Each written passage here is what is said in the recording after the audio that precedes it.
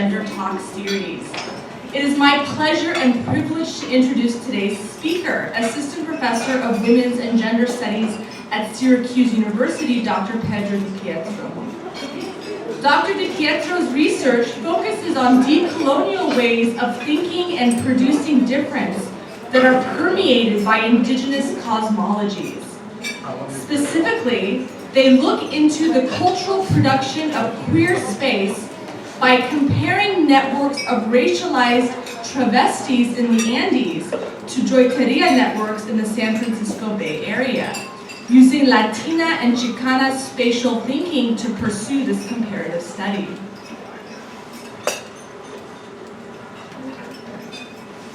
Dr. DiPietro is the editor of, and forgive me for mispronouncing this, Género, Sexualidades y Regulaciones Culturales, and is currently co-editing a volume about the work of Latina philosopher Maria Lugones. It's out already. It's out! Wow! Well, we'll have to look for that. Congratulations. They publish in leading journals within the field, such as Gender, Place, and Culture, and Transgender Studies Quarterly. They are working on a book manuscript under the title Sideways Selves, The Politics of Space and Passion. In today's presentation, Dr. DiPietro will explore the use of the adverb así, which means like that in travesti speech, which is a particular Latinx articulation of trans speech.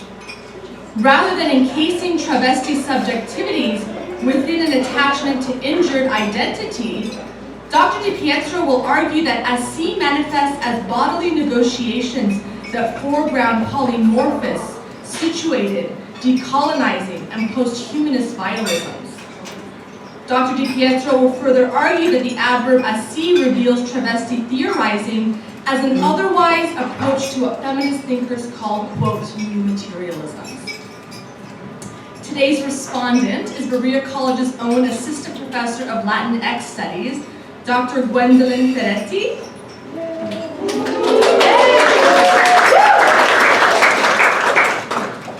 Dr. Ferretti is a social anthropologist who studies the intersections of race, gender, and immigration status. Her research explores Latinx migration, community formation and resistance, immigration governance, and sexual health and reproductive justice. Dr. Ferretti is currently working on her first book project entitled Let's Empty the Clip, State-Level Immigration Enforcement in the South and Latino Community Resistance. Her research provides an ethnographic examination of state-level immigration laws in the South and of how the evolution of immigration enforcement brings these practices into everyday life. Her book also traces the emergence of immigrant justice organizing in Alabama as Latino migrants fight to claim the South as their home. In addition to this work, she has collaborated on an interdisciplinary community-based participatory study on Latina adolescent sexual health care knowledge and access. She is a former Ford Foundation Fellow and has been recognized by several community organizations for her engagement in activism and public scholarship. Please join me in welcoming today's speaker and respondent.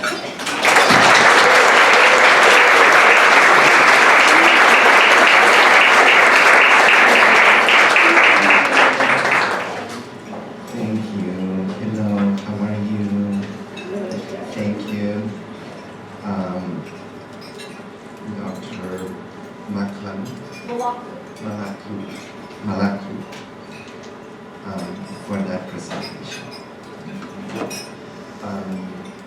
Thank you, all of you, for being here, making time to share your lunch with us. It is, of course, a pleasure to be here. I'd like to begin by acknowledging the Shawnee and the Cherokee peoples for their stewardship of Madison County's territories.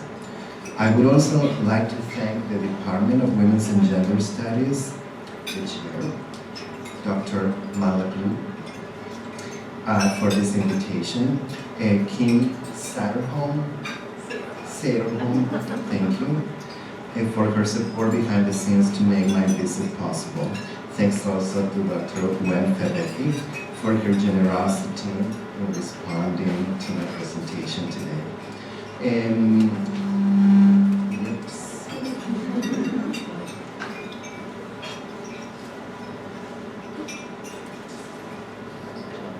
Thank you so much. So I have a PowerPoint. One of the things that I did with the PowerPoint is that some of the bibliographic references are embedded in the slides so that I don't have to point them out while I am reading. So I plan to talk with you about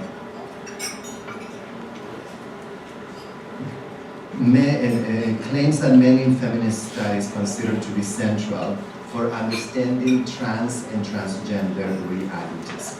In the United States today, we use the idea of transgender within an understanding of gender that follows a Western model paradigm. To count transgender as another gender, along with man or woman, fits within this paradigm, fits within this model.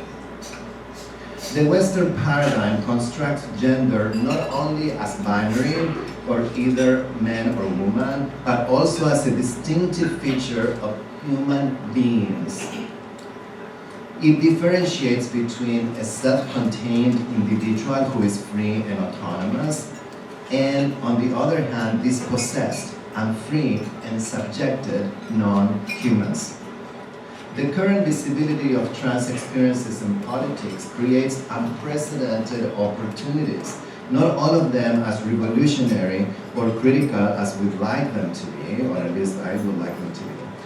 Tempted with the opportunity of fitting into the Western paradigm, the idea of transgender perpetuates the colonial distinction between human and non-human, I argue, between the integrity that colonialism granted to the progeny of the colonizers and the dispossession that colonialism imposed upon the progeny of the colonized.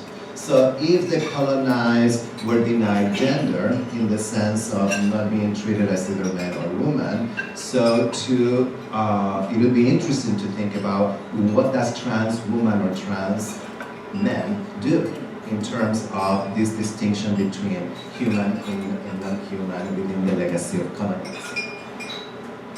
Great. So now that we've established that, my major claim about what I just described would be that we need to decolonize the idea of transgender. I look at non-conforming bodies and genders as they resist translation into the Western gender paradigm. I invite you to learn from the decolonizing labor that I find in non-conformity bodily projects among travestis and other non-Western and indigenous communities.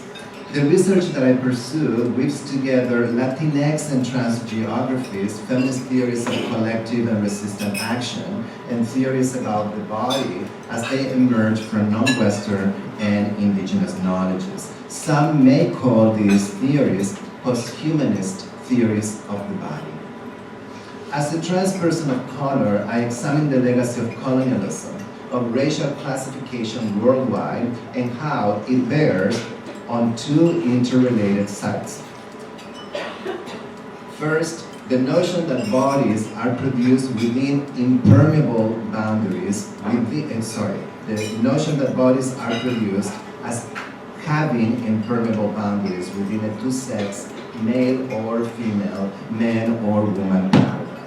And second, the combination of the following, what I just explained, right? A process of regulation of trans lives to render them, as it's happening today, viable. But in rendering them viable, rendering them good or normal. And on the other hand, the definition and treatment of people of color as not viable, as not good, or destined to a form of social death. So how do they come together when we think about trans of color? How do these two formations come together? I engaged two populations linked to the colonial history of the Latinx and Latin Americas, critically comparing networks of mixed indigenous travestis from the Andes to networks of queer and trans and Latinx performers in the San Francisco Bay Area. Travesti is a word in Spanish that loosely translates as transgender, but particularly transgender sex workers. It is important to note, however, that how sex work is intimately linked to their sense of identity and self-expression. The comparison that I pursue builds on the condition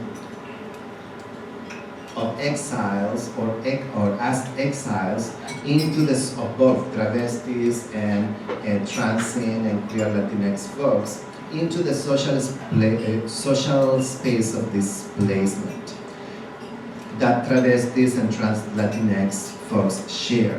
From the Coya or Andean world to Buenos Aires in Argentina, and from the Quichén and Nahua worlds of Central America to California. This project explores how these networks perceive, interpret, and foster community and embodiment, unveiling how they constantly return as abominable and perverse because they remain permeable, and in at least two ways, through openness and through being ripped open.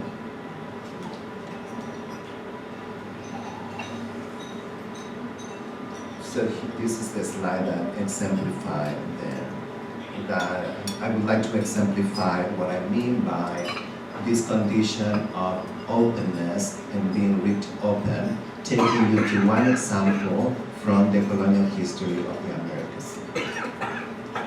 So think about one of the foundational moments in the legacy of colonialism for our continent. 1513. Vasco Núñez de Balboa arrived in the Cuareca region in what is today the area of the Panama Canal.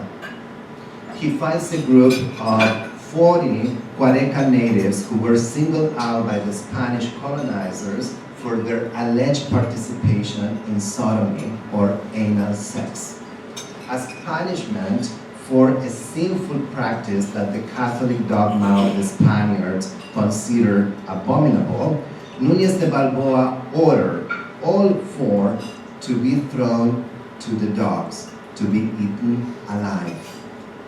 The Cuareca 40, that's how what I have come to call them, represent the linchpin between the permeability of openness, of anal sex, of anal intercourse, and the permeability of being ripped open by the Spaniards' dogs, performing the ripping and the tear of the flesh.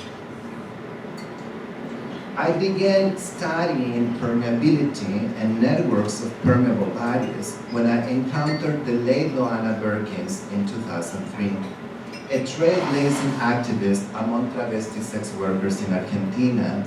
Berkins hailed from the Andean northwest of the country, an impoverished area with the strongest presence of Coya, Aymara, and Toba indigenous communities. This is also the area where I grew up, where I was born and grew up until my mid-20s. Oh my God, those years that I went to.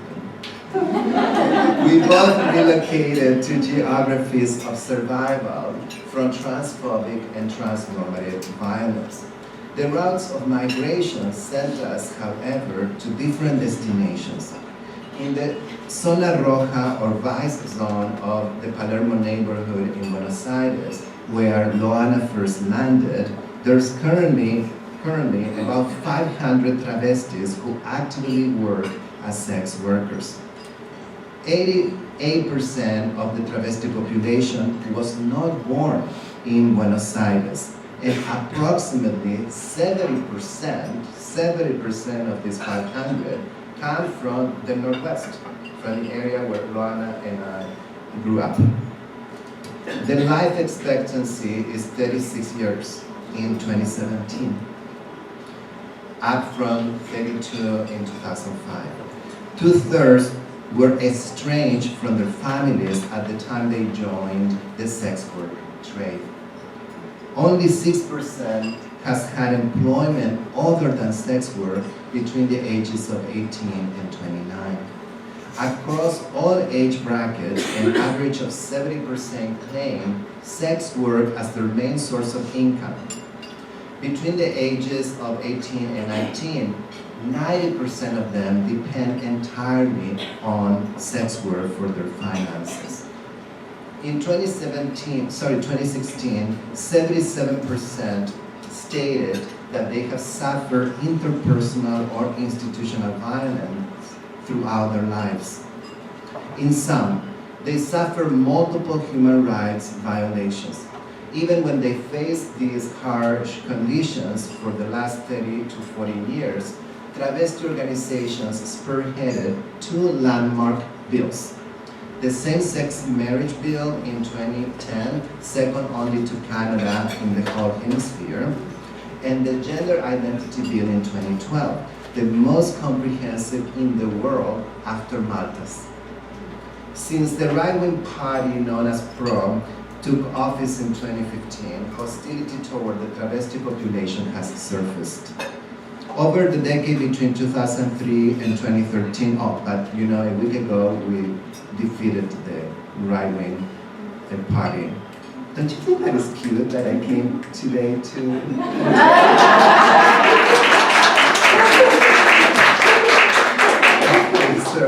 So in the decade between 2003 and 2013, travesti activism moved from under the wing of gay and lesbian NGOs to trans-led organizations. We saw the rise of trans leaders such as Marlene Guayar, Diana Zacayan, Mari Robles, and Lourdes Ibarra. I have worked with both Ibarra and Guayar in the last several years. Through my conversation with Loana, I learned how she made sense of bodies that do not present as typical. Let's think about these bodies as non-conforming. Sometimes I use the word embodiment to talk about the ways that we habituate our bodies to everyday situations. So I may use the word body or embodiment interchangeably. I wanted to learn about Loana's take because I had experienced firsthand the racializing and normalizing trauma that Argentina's middle and upper class instill in LGBT environments.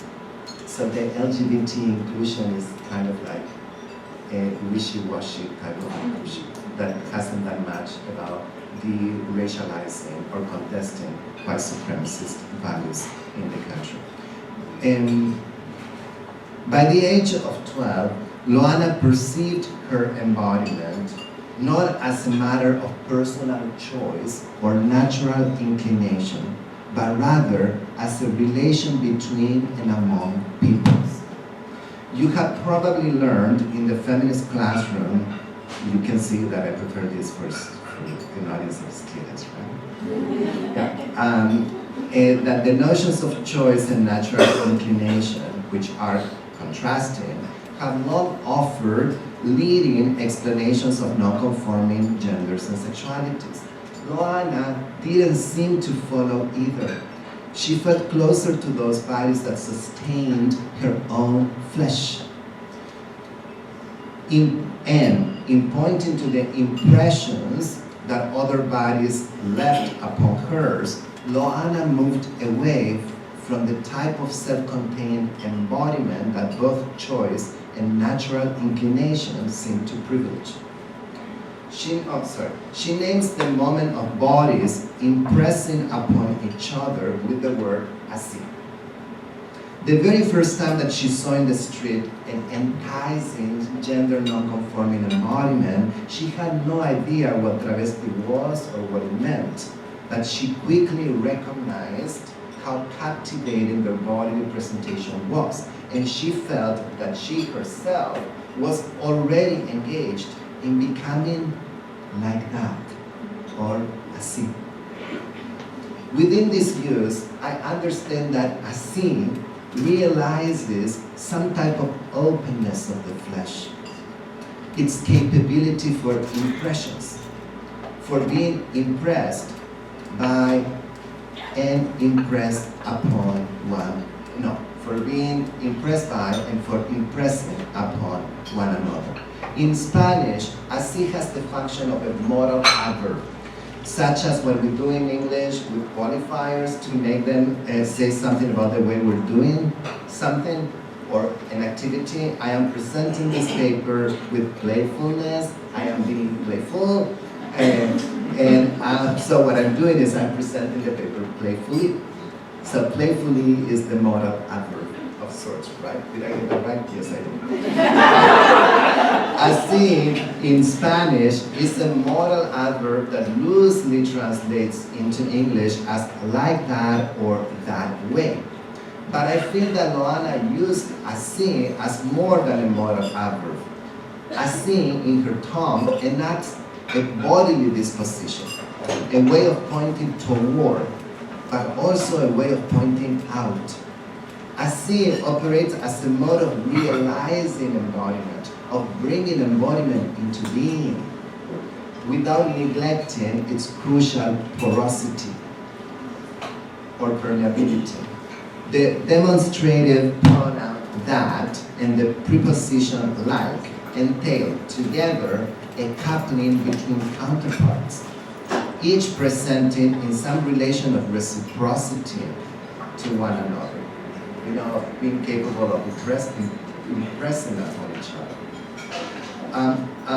Travestis like Loana engage así as a form of theorizing permeability in and between social subjects. I'd like us to unpack the fierce critique that this contribution performs when it refutes Western constructions of the body as an object, that the human mind rules through choice, or whose rule the human mind follows through natural inclination. So hopefully you're following. Recent developments in disability studies question Western perspectives that distinguish humans from objects on the grounds of bodily and cognitive abilities. My esteemed colleague Enjun Kim suggests that ableist regulations anchor the boundaries of the self to cognitive deficiency or impairment. Those whose minds remain undisturbed when there is atypical cognitive behavior around establish the kind of boundaries that Western philosophy reads as traits of the human and of human will over the domain of matter. So being able, being sane, means to be impermeable and having control over matter, over the body. Becoming human endows the self with stable boundaries. So now the question is, if becoming transgender is becoming human, if this is the moment where trans is becoming the new normal, so if becoming transgender is becoming human, then we're becoming human within a two-sex paradigm that reiterates the process of becoming the master of matter, the master of the body. It safeguards embodiment as either the byproduct of choice or the alignment with nature's choice. Paradoxically, becoming transgender while becoming human may operate as immunization against the transitive or transient capabilities, the doing matter or making matter capabilities of our bodies. Can you think of your own body kind of like right now? Can you? We're eating, right? And can you think of your own body as static and unchangeable right this second? Isn't it the case that we're producing hormones as we speak? That we are producing a chemistry as we ingest and digest this fabulous lunch? And therefore we're navigating our biocultural possibilities at the crossroads between pressing our bodies into certain paths and being impressionable. What Western thinking warns us against is the very possibility of becoming object, That's what we should be afraid of, according to Western thinking. Becoming objects, being impressionable, being impressed on, or being rendered into the type of entity that lacks freedom and will, the type of entity whose main feature is being impressionable. As seen in Loana's theorizing, activates openness of the flesh, and it threatens the stillness that the notion of cognitive soundness, or sanity grants the bodily process of becoming human, or in other words, of becoming not object. In many ways, I know that I'm layering kind of subtleties hopefully by the end I'll do it enough that we will get together in the journey. In many ways, Assim points to the underside of the supposedly stationary nature of human bodies, to their contradictory status of both unchangeable and initiators of change. The Western paradigm punishes crippling idleness, but it rewards the capacity of bodies for remaining immune to being pressed upon. Oh, what about slavery, right? This is the contradiction that Assim threatens to disclose. Against the rule of Western thought, we shape boundaries that define our embodiments as both capable of impressing upon one another, behaving indeed as humans, and impressionable, behaving as objects, or not humans. Do you remember the initial visual that I shared with you about the Cuareca 40, about the moment, the engraving? Both in the Cuareca 40 being treated both as non-human, being thrown to the dogs, and treating each other, however, as impressionable by engaging in anal intercourse.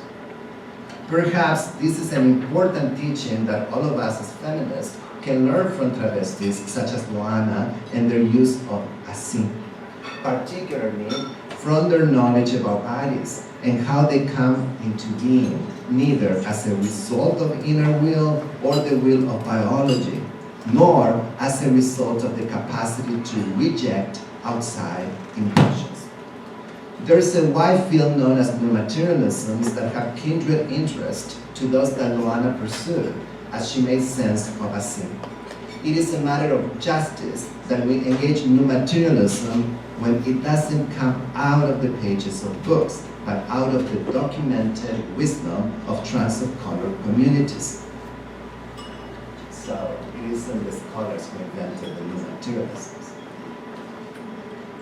Mainstream's account of gender formation contend that becoming man or woman, and sometimes trans men or trans woman, follows two possible paths. One, alignment with the laws of nature, the Lady Gaga type of I was born this way. And second, the alignment with laws of human will. Choice determines gender, transgender. So we get to choose who we become. For the former, human matter, right, for the first one, for the I was born this way, human matter, the body, is unchangeable. For the latter, the human is the generator of bodily matter. Number one doesn't have any conceptual room for the hacking of biology. While number two assumes that any interaction that leaves its imprint on gender lingers as the threat of intrusion, of something that will deviate or will unfold into the not quite human. Loana travels these accounts inasmuch as Assim underscores long histories where travestis who encounter exile, displacement, and abandonment contend with dispossession by refusing as its corrective the possession of an unimpressionable body. So they don't say I was born travesti. They don't. If they are denied humanity and as such they live under the condition of objects rather than subjects, They resort to impressing each other without arriving at a state beyond change or at a state of full choice. In its original Spanish, así does more than, así does more than foregrounding that bodies are changing or in flux. Linguistically, I have like 3 more pages. Sorry. In its original Spanish, así does more than foregrounded that bodies are changing or in flux. Linguistically, así shows semantic proximity to the modal adverb das, which exerts the causal force linking events and their unfolding. So I'll become like that. I will become like that. Así. Loana didn't assume that travestis mirror her inner core when she first ran into them, or first ran into them. Rather, she points out in the like that, she points out at them, or she points them out in the like that meaning of así, which while at the same time she points toward uttering así in the das meaning of becoming like that. In the latter utterance, Loana draws from the capacity that certain forms of speech have for modifying our reality. You know, like some people have thought about speech acts in gender, right? Some people, okay. We don't know. Loana draws from the capacity that certain forms of travesti togetherness, however loose and dispersed, illustrates that coming into being means for the self, what it means for the self, and for their bodies.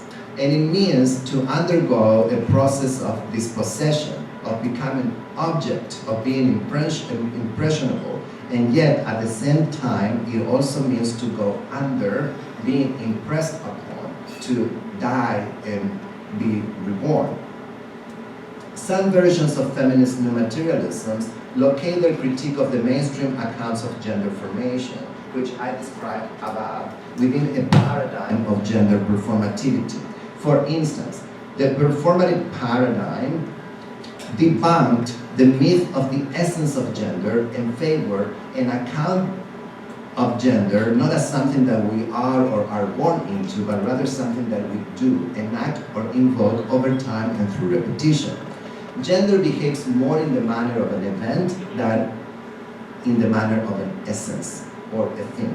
I found this approach troubling, not because I disagree with the whole argument, but instead because it relies on a colonizing legacy that continues to marginalize non-Western critiques, philosophies, and understandings of the world. Native American and indigenous thinking of the Americas offer magnificent accounts of matter as performative and of the transient capabilities of life, subverting the split between subject and object, as well as between events and essence. When these feminist new materialisms theorize transgender as an instantiation of the performative capabilities of bodies, no matter their cultural and geopolitical location, transgender carries with itself a colonizing force of suppressing, subordinating non-conforming bodies, and the knowledge about non-conforming bodies that emerge from communities such as Argentina's travestis, Brazil's travestis, Indonesia's waria, Navajo's nadlihi, or India's hijras, to name just a few. In 1987, Chicana writer Gloria Anzaldúa theorized the evolution of Mesoamerican indigenous psyche. She had grown up in the US-Mexico border and understood the region to be an open wound. Out of the sense of being torn by the border, ripped open by the border, Anzaldúa shaped an unprecedented analysis of the legacy of colonialism and the oppositional responses that border dwellers, which she labeled atravesados, embraced as they fostered what she called a mestiza consciousness. She described the purpose of her work as the breaking down of, quote, the subject-object duality that keeps the mestiza prisoner, and to show in the flesh and through images of her work how duality is transcended, end quote. Borderlands as an important refusal is an important refusal of binary thinking, of either-or understandings of the world. Particularly, it examines the binaries that patriarchy, capitalism, heterosis-normativity, and nationalism, racism have historically produced. Ansaldúa insightfully described her writing as myth-making and in trouble the typical notion of ethnographic truth. She refused to fit into the mold of indigenous identity that the West had fabricated for the mixed-raced, mixed indigenous Chicanx people. Although Ansaldúa did not seek to recover authentic ancient teachings and simply insert them into 21st century, she believed that native and indigenous philosophies offer alternatives to conventional Western thought, and in fact, center the supremacy of Western notions about the self and gender. It is significant that border crossing provided Ansaldúa the concrete and practical ground to examine submerged Mesoamerican thinking such as Nahuatl cosmologies and more precisely Nahualism. When she drew from the serpent in her, Nahual is a type of figure in Nahuatl cosmology that underscore the capacity of what lives to shift into different life shapes or different life forms. So kind of like shapeshifters of sorts. And she used the mythical figure of the serpent to explore the shifting limits between human and animal. And in so doing, traced the long history of thinking about the capabilities of bodily matter to migrate, to transition. We could think of these capabilities as transient capabilities. In Ansaldúa's treatment of La Nahuala or shapeshifter, social transformation doesn't begin with purely subjective or personal shifts in consciousness. She turns to Olmec and Toltec cosmologies to expand our understanding of the motions of consciousness as it transitions not only from one to another stage, but also from the inner to the outer limits of the psyche and the body. Nahuala becomes the meeting ground of the repressed, and the actual becoming of what is yet to emerge. It guides as a myth, but also as a subjective modality, the capacity for material recreation, for shifting the shape and boundaries of the subject. Now, what is interesting about the underside, right, of this type of critique of the Western philosophy is that for Ansaldúa, what gives us the opportunity to trace this history is to turn to what she calls spiritual mestizaje. And let me see if I can make the last connection before I end. For her, spiritual mestizaje is a spirituality that nurtures the ability to wear someone else's skin. Spiritual mestizaje locates an off-center, of the mainstream repository of oppositional consciousness. In this line of thinking, La Nahuala, shapeshifter, attests to the ongoing unfolding of the self and embodiment, from inner works to public acts, and from a situation inside and beyond bodily boundaries. So now think about the following to see if I can maybe illustrate her point using another cosmology, an Afro-diasporic cosmology. Enslaved populations from the African continent made a similar crossing as they navigated disorientation and reorientation through sacred mediations. For instance, Jackie Alexander and Gloria Wecker have both found in their Middle Passage a spiritual politics of body-to-body crossings. What the enslaved African peoples on slave ships came to perceive and interact with as divine or sacred doesn't belong to a transcendental space. You may be aware that a scholarship on black religions contend that the slave ships played a crucial role in the birth of unprecedented spiritual realities. The ships created conditions of deprivation and anguish, and at the same time they offer sites for the recombination of traditions that had not been in touch until then.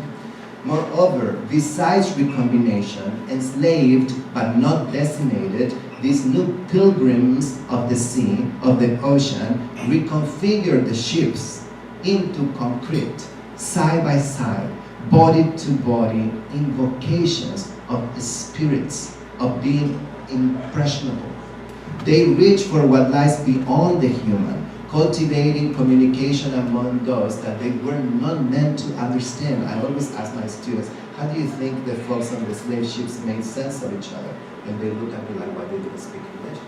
It's like ridiculous, right? Thus, the divine, or the sacred, is far from transcendental, far from that domain or entity that Western religions understand as that which stays the same in spite of particularities.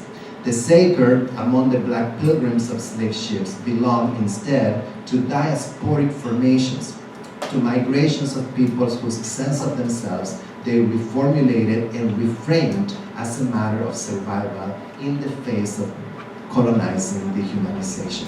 So, and to end, what I will say is the following.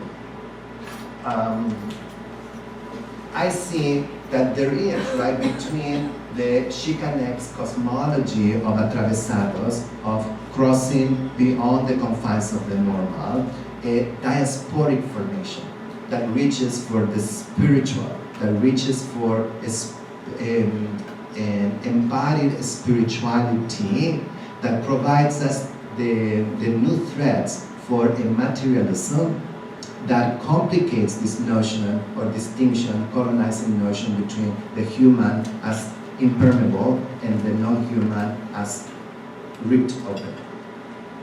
And I see that also in Voodoo, Lukumi, Santeria, and other Afro-diasporic cosmologies. So what I'm trying to convey to you is that we have to be careful how we develop tolerance or acceptance of transgender, because transgender brings with it a notion about materialism, about how you come to understand your own matter, each other's matter, and how we engage in this project of bodily transitioning. So if we do not do it by provincializing, by singling out how transgender is particular as a Western lineage of thinking and Western lineage of practices, then we'll continue to colonize non-conforming embodiments and our understanding of non-conforming embodiments. So I give to you, or I offer to you, a scene as one way of theorizing these possibilities of gender non-conformity without colonizing those possibilities and our knowledge about it. And then I put a scene in conversation with Nawala shape-shifting cosmologies in Asadua's work, and Lukumi, Voodoo, and Santeria ways of rethinking the permeability of the body and the self. So I'm sorry if it was like convoluted, but thank you so much.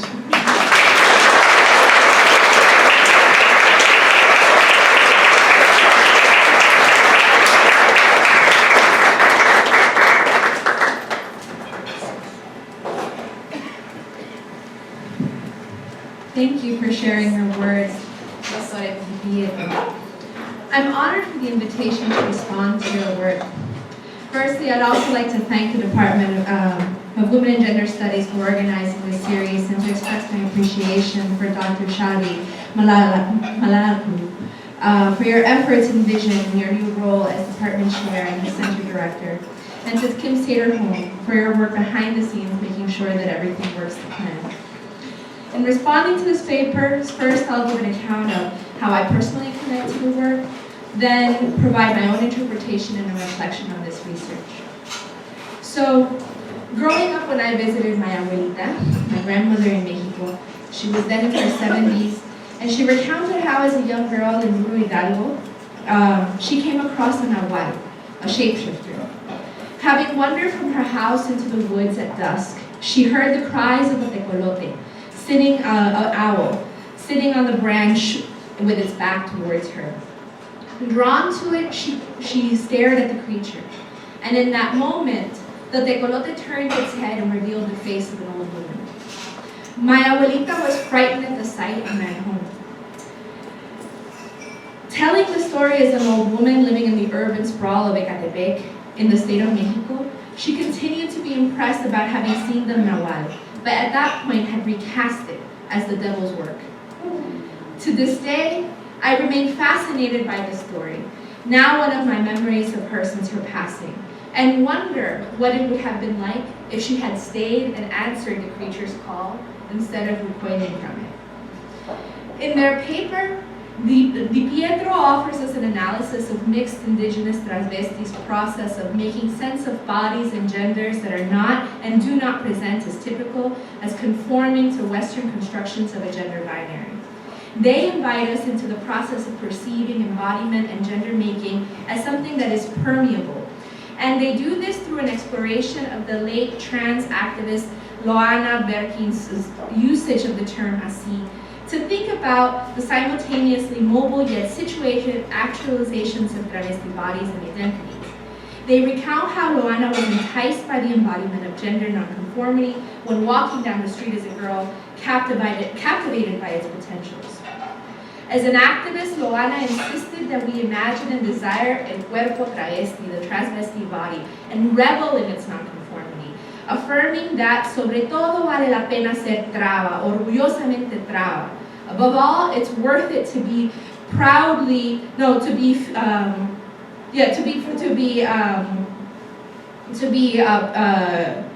I lost my place. Above all, it's worth it to be traba, proudly traba, traba being slang for travesti. She exalted a furia traba, a traba fury, and exalted that, quote, en un mundo de gusanos capitalistas hay que tener coraje para ser mariposa. In a world of capitalist worms, one must have the rage and courage to be a butterfly. Her existence and advocacy challenges our understandings of the multiplicity of nuanced ways that gender and sexuality operate in Latin America and in Latinx diasporic communities, which are often flattened and obscured in the US by stereotypes of machismo and marianismo.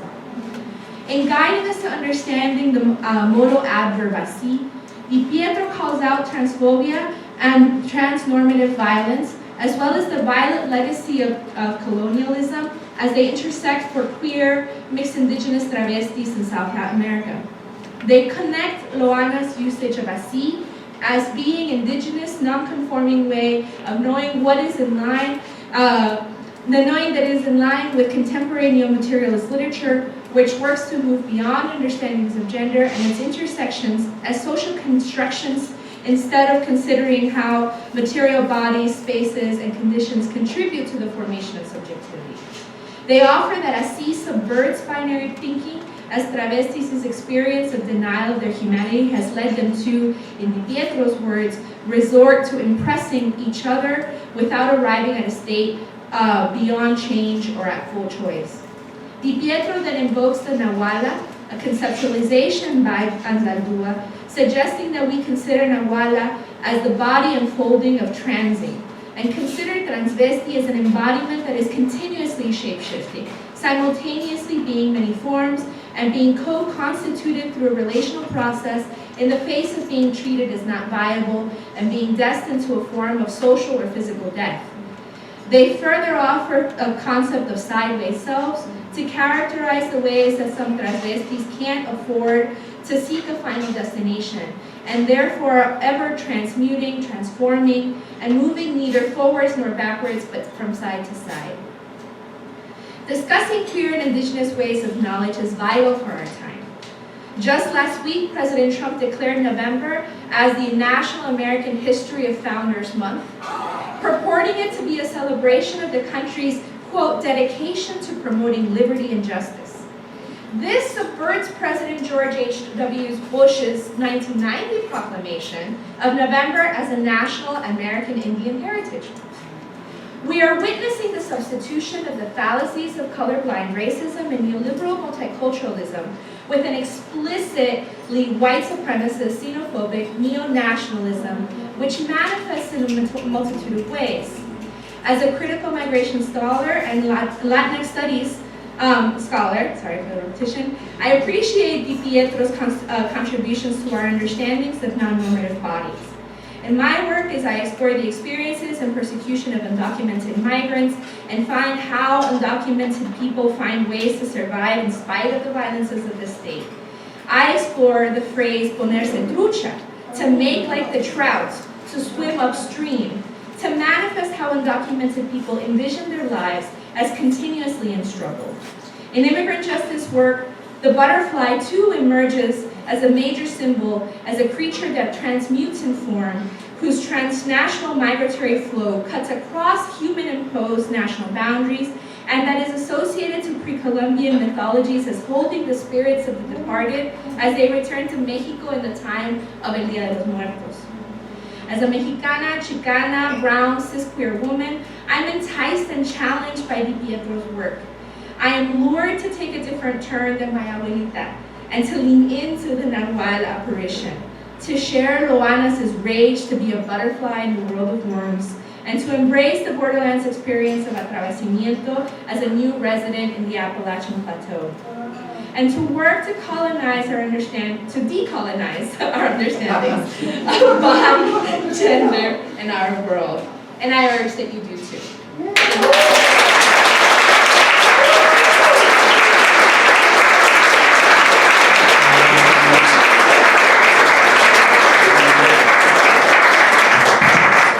Thank you so much to our speaker and respondent. We have a few minutes for questions.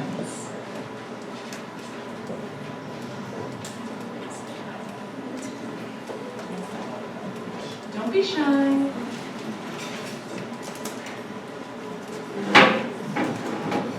Yes, hi. Do I just want to speak? I think loud. So like I would say like I want to be careful with the language I use, but for people who I guess I would say are more gender conforming, what are some ways that you think like we could go about I guess like decolonizing our concept of gender like in a material way in our everyday lives? Great, thank you. What is the Devin. Devin? Well, today we were talking in one of the classes that I visited about how we tend to think about transgender as something that happens to others. So particularly those who benefit from the wages of cisgender privilege. So it would be interesting, right, when you think about transgender not as either a choice or a natural inclination, but rather you see now different lineages in the talk about how to think about gender nonconformity and about that process of becoming. So that it's about how our bodies, right, your body, their bodies, our bodies, how they are engaged in this process of becoming, and then how we make sense of that social biocultural project according to our historical context and historical conditioning. So I think that we have a responsibility as people who I would like to think, care about our well-being, but also the well-being of those around us, to rethink, right, what gets transacted when you come to see yourself as cisgender. So on the one hand, those who are gender conforming can indeed, reflect on what those privileges are. But at the same time, they can also rethink what is the lineage, what is the tradition of thought, where does it come from that you come to think about conformity that way, right? Because there's tons of people, those people who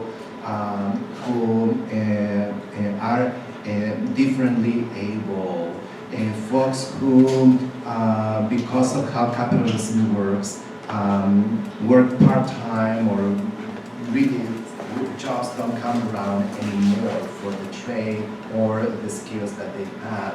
And then you think, oh wow, so in how many ways class, race, income also inform the sense of conforming to gender. So first you have to kind of think about gender conformity intersectionally. You know, how you make sense of, oh, how did I become what I was supposed to become? In many, many different ways, you know, the many different ways in which your body is shaped. Not just gender, not just aulis or inis, not just alignment with penises and vaginas, and what's expected of them, but rather in a very broad way of understanding gender conformity, first. And second, look at yourself in the mirror, right? Look at yourself. And then, damn, how did I become what I was supposed to become? Right? What did they get me? Why? And maybe that's the first logical transgression. The first logical transgression in terms of now your question is in itself a possibility for undoing what you were supposed to become. Because you can now contend with at least two alternative versions of your possibilities. So I don't have recipes, but I have ways of thinking about how to move forward.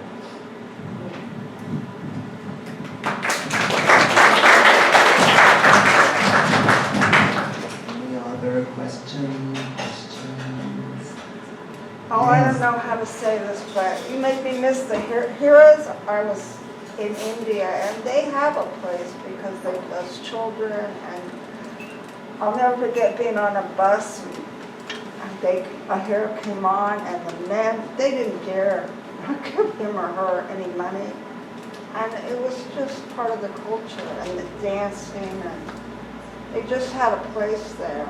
A lot of it, no one would, say something to them because of the karma of their children getting hurt if they, I don't know if you've ever studied them.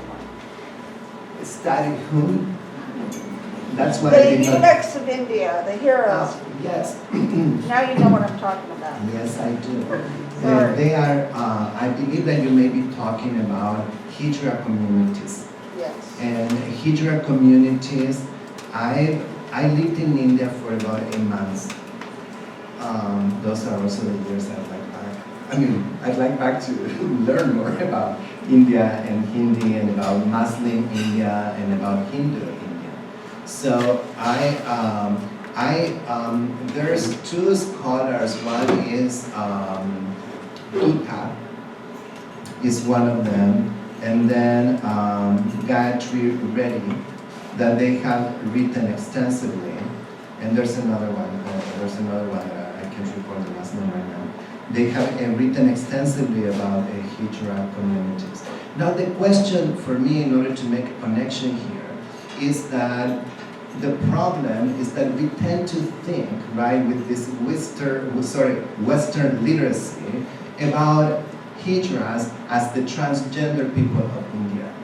And we participate in colonizing their own understanding of non-conforming embodiments or non-conformity. But what I do know about, or what I have taught myself, because I tried to bracket and suspend the impulse to colonize gender non-conformity or bodily non-conformity, is to actually unpack the various meanings of non-conformity for Hijras. And it is an intersection of caste, of nation, and most importantly, religiosity. Because the rat which is the type of peace that Hijras put into a house they belong to, because they live in communities, is a matter of honor. And the honor is not the honor of an individual to another individual as it is in the West, but rather is a matter of duty and accountability that is spiritual. And that it points to different understandings of what it means to embody a self that is a self other than not the terms in Hindi for men or women. And for instance, recently, I don't know if you have heard of that pop band known as the Six Pack. It's a band of Hijra singers. They have become super YouTube famous with over 30 million followers on YouTube. And one of the members, and when she was asked by, Ellen Page? So Ellen Page and Ian Daniel had a very interesting idea for a show on social justice tourism. Interesting idea, awfully exciting. And they went to India, and when they were interviewing one of the members of the band, they asked, okay, how do you fit into the LGBT movement for acceptance and for LGBT rights? And they said, literally, we do not belong to the LGBT community. And then they said, in Hindi, we are half men, half women. Quite differently than saying in the West, we are half men, half women. But rather they said, we are half men, we are half women. But it doesn't apply to this notion of LGBT designations or LGBT politics. So when they say that, it's important, right, to wonder, so what does it mean for the self that is a self that is produced through the intersection of nation, caste, and spirituality, particularly Muslim practices. But I agree that some of the the second aspect, the second point that you raised, which is, well, the body-to-body negotiation of the self in India, is radically different from the way in which personal space is conceived in the West. Indeed. And in terms of the labor that people do, the people from the Andes, I was talking to the class earlier today, like this distinction about what is hard labor or masculine labor and what is not considered hard labor. That distinction is indeed a Western middle class distinction. So we have to attend to what are those differences within, like anthropology has, within culture. And then at the same time, we have to have an intercultural approach and to think about how do we make sense of each other's cultures as well. So maybe I gave you some type of response, but probably not. Let's please thank our speakers.